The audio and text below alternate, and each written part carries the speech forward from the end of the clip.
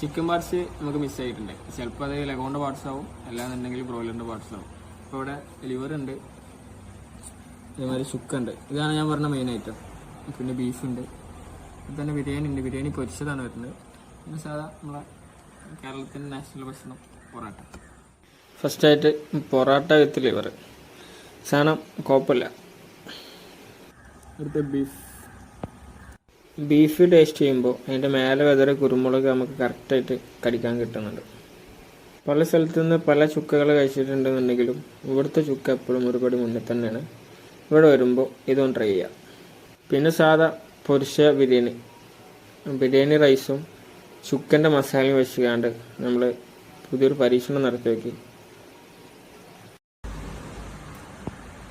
ചിക്കൻ്റെ മസാലയും ബിരിയാണി നല്ല ടേസ്റ്റ് ഉണ്ട്. നമ്മൾ മുന്നേ കഴിച്ചിട്ടില്ല, ഇത് ഫസ്റ്റ് ടൈം.